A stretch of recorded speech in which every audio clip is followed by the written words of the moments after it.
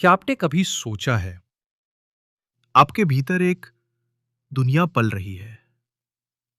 एक दुनिया जिसे ना कोई देख सकता है, ना कोई छू सकता है। एक दुनिया जो शब्दों से नहीं, भावनाओं से बनती है। आपका दिल धड़कता है, आपके भीतर एक और दिल धड़कता है। लेकिन क्या आप जानती हैं उस छोटे से दिल को आपके हर एहसास की खबर मिलती है? हर धड़कन के साथ आपके मन की हर भावना उस नन्ही जान तक पहुंचती है। जब आप मुस्कुराती हैं, वो महसूस करता है। जब आप डरती हैं, वो डरता है। जब आप शांत होती हैं, वो गहराई से उस शांति को पीता है। सदियों पहले ऋषि मुनियों ने एक रहस्य जाना था। गर्भ कोई साधारण जैविक प्रक्रिया नहीं है। यह एक चेतन यात्रा है। एक यात्रा जिसमें मां के विचार, भावनाएं शिशु के व्यक्तित्व को गढ़ती हैं। आज मॉडर्न साइंस भी यही कहती है। गर्भ में पलता शिशु मां के हार्मोन, विचारों और भावनाओं से सीधे प्रभावित होता है। लेकिन कब से? क्या वह केवल जन्म के बाद सीखता है, या मां के गर्भ में रहते हुए ही? शोध बताते हैं 24वें सप्ताह से ही शिशु सुनने लगता है। मां के दिल की धड़कनें उसके भीतर गूंजती हैं। मां की आवाज धीरे धीरे पहचानने लगता है।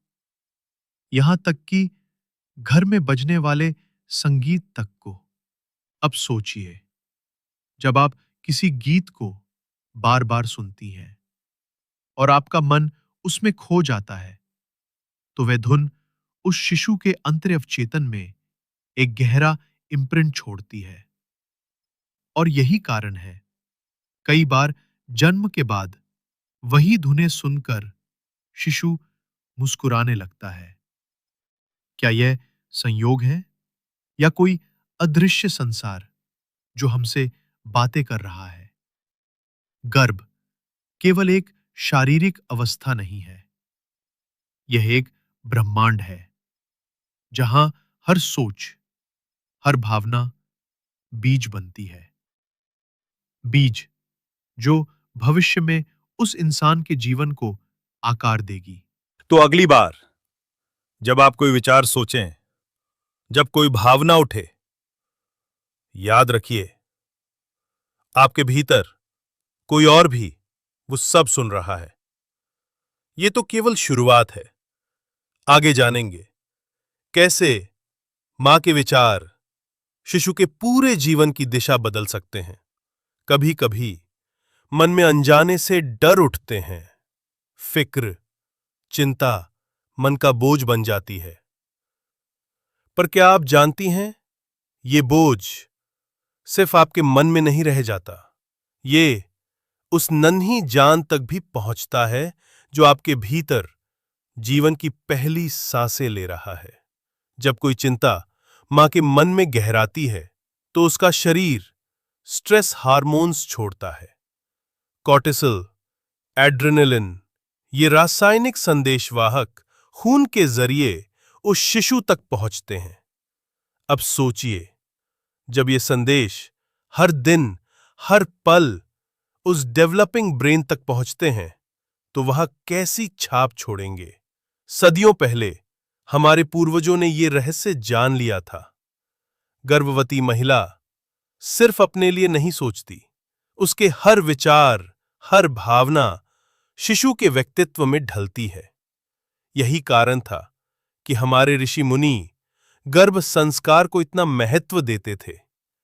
वे जानते थे, मां की प्रसन्नता शिशु के भीतर साहस भरती है। मां की करुणा उसके हृदय को कोमल बनाती है। मां का क्रोध उसके भीतर भय और गुस्से के बीज बोता है। आज विज्ञान भी यही मानता है। एपिजेनेटिक्स नामक विज्ञान कहता है कि मां का भावनात्मक अनुभव शिशु के जीन्स के एक्सप्रेशन को बदल सकता है। आपका हर दिन का अनुभव उस बच्चे के व्यक्तित्व की किताब में नए नए पन्ने जोड़ता है। तो सोचिए, अगर आप हर दिन भय में जिएं, अगर हर दिन तनाव में रहें, तो आप कैसा भविष्य लिख रही होंगी।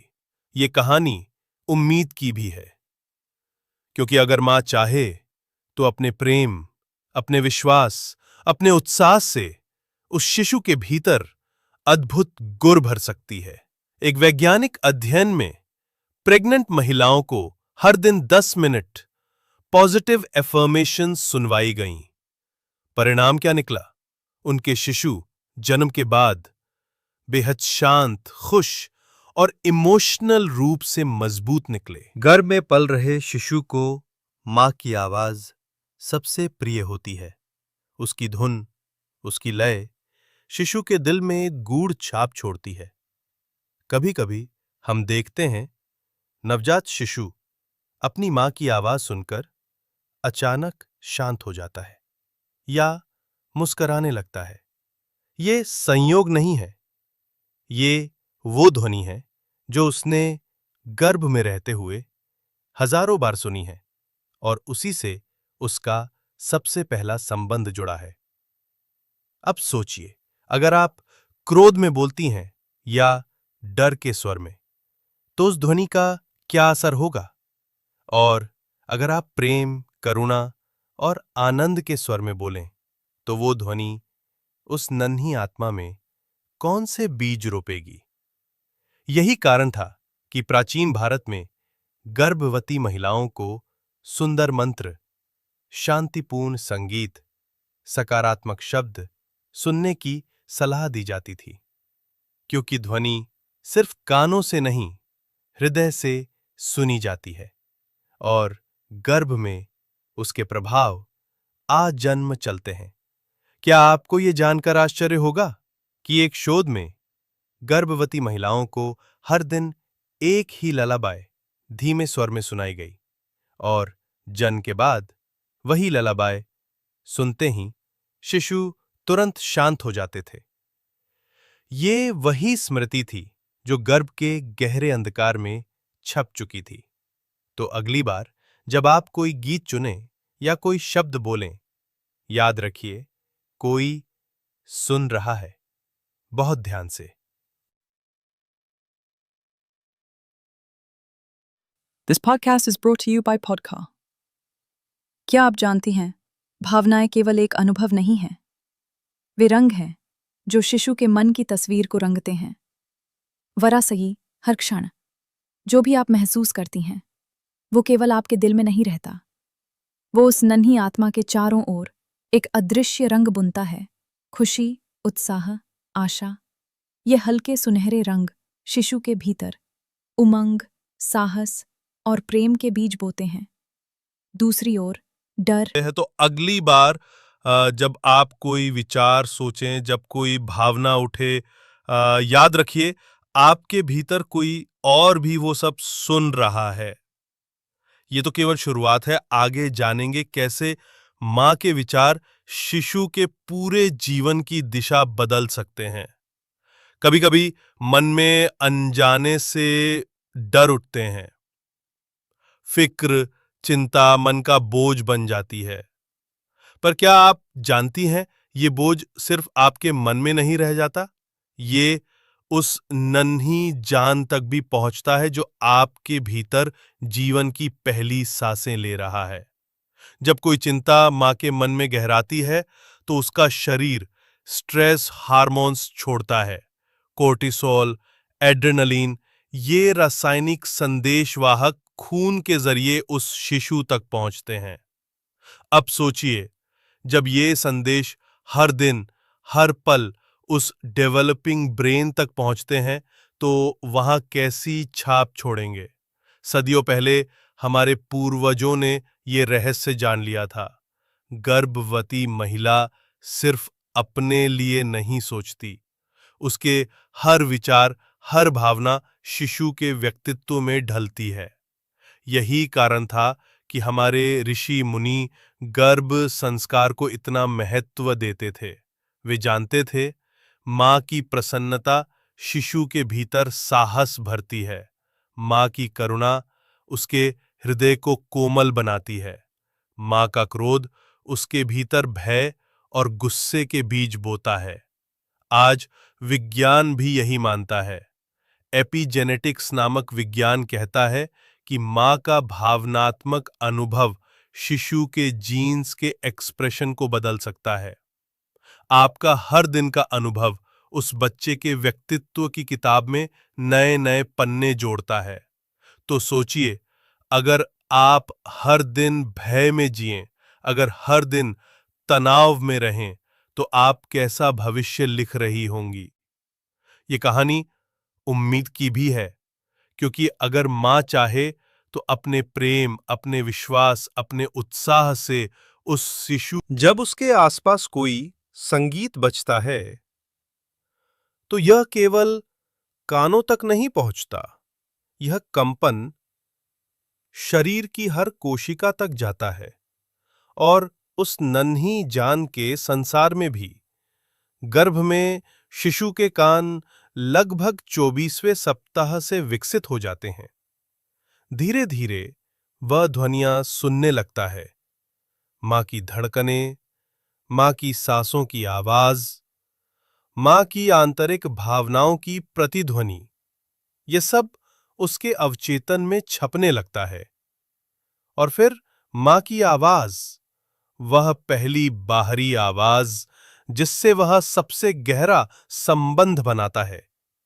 शोध बताते हैं, गर्भ में पल रहे शिशु को मां की आवाज सबसे प्रिय होती है। उसकी धुन, उसकी लय शिशु के दिल में एक गूढ़ छाप छोड़ती है।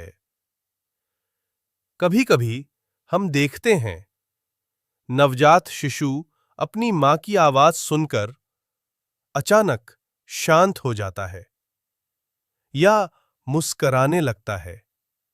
यह संयोग नहीं है, यह वह ध्वनि है जो उसने गर्भ में रहते हुए हजारों बार सुनी है और उसी से उसका सबसे पहला संबंध जुड़ा है। अब सोचिए, अगर आप क्रोध में बोलती हैं या डर के स्वर में, तो उस ध्वनि का क्या असर होगा? और अगर आप प्रेम, करुणा और आनंद के स्वर में बोलें, तो वह ध्वनि उस नन्ही आत्मा में कौन से बीज रोपेगी?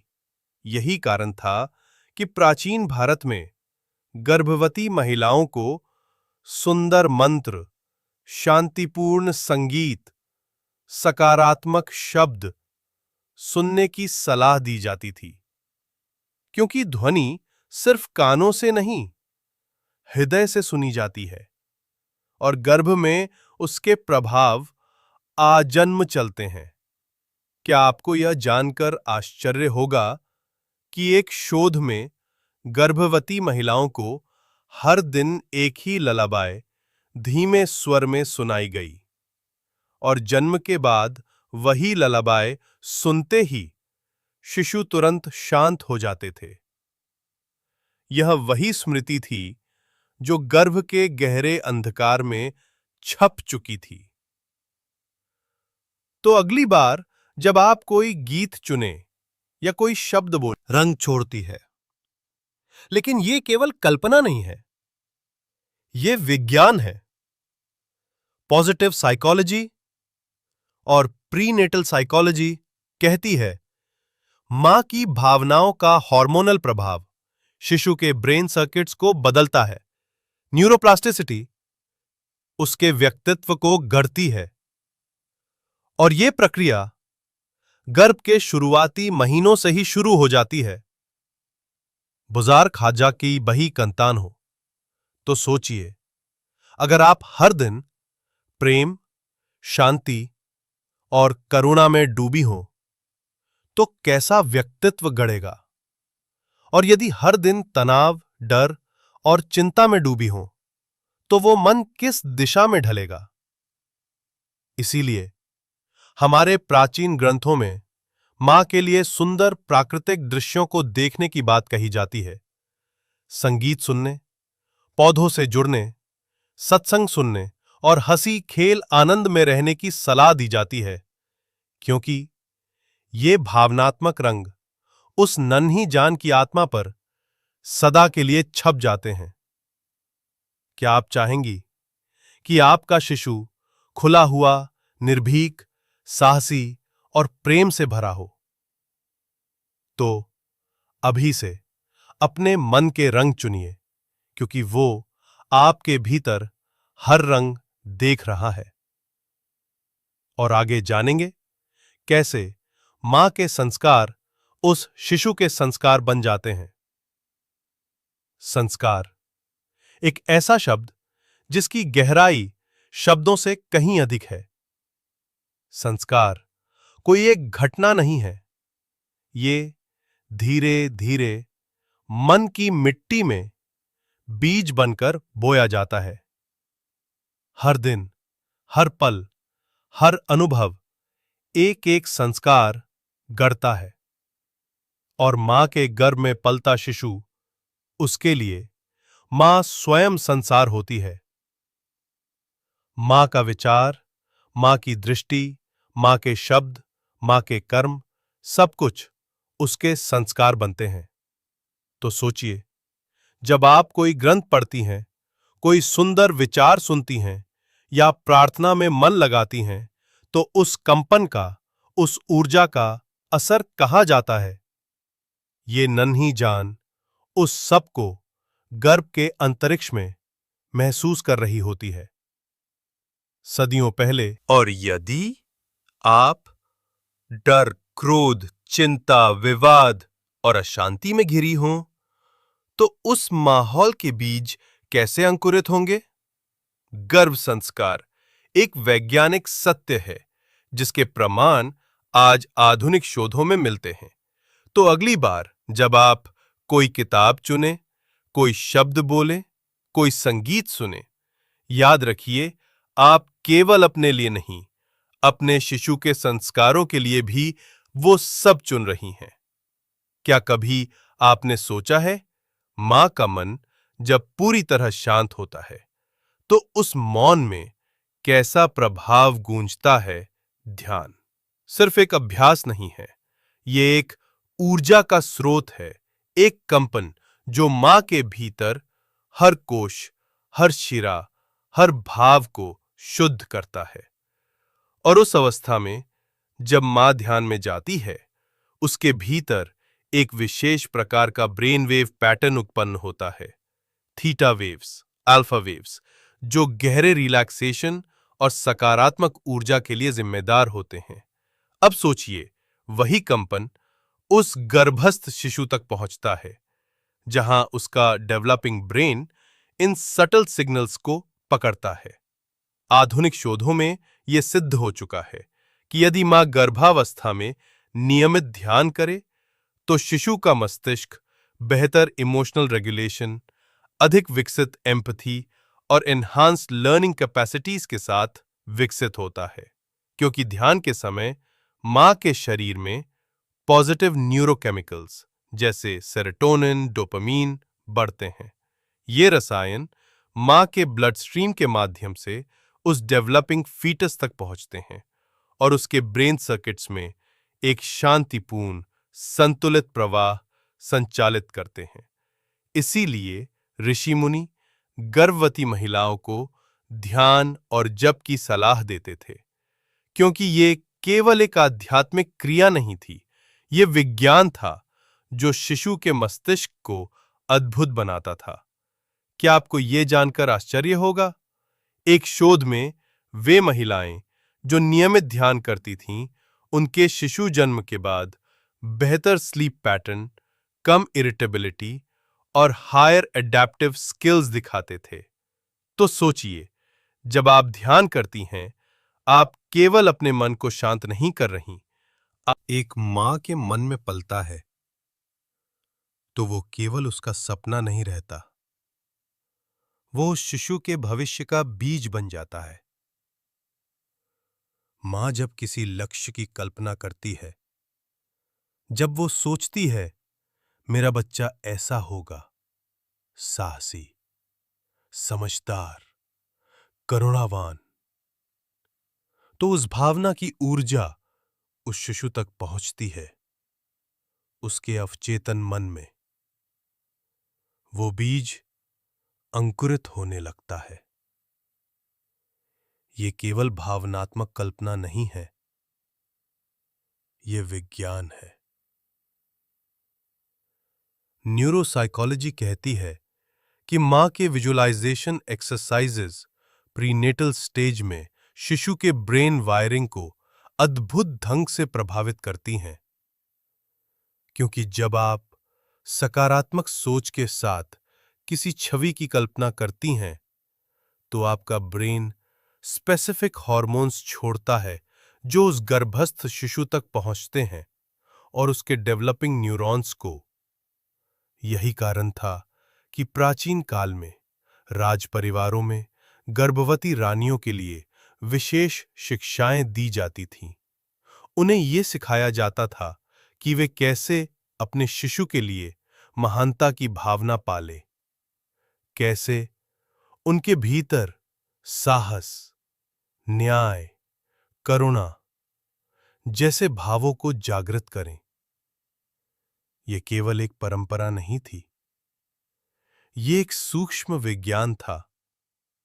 तो आज भी यदि आप हर दिन कुछ मिनट शांत होकर बैठें, अपनी सांसों को महसूस करें और फिर अपने मन में अपने शिशु की एक उज्जवल छवि बनाएं, तो उस छवि का उस नन्ही आत्मा पर अद्भुत प्रभाव होगा।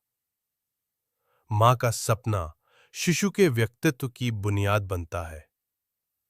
तो सोचिए, आप कौन सा सपना उसके लिए बो रही हैं? और अगले भाग में जानेंगे कैसे गर्भ के अनुभव जन्म के बाद के व्यवहार को कैसे प्रभावित करते हैं। हम अगले भाग में मिलेंगे। न्यूरोनेशंस।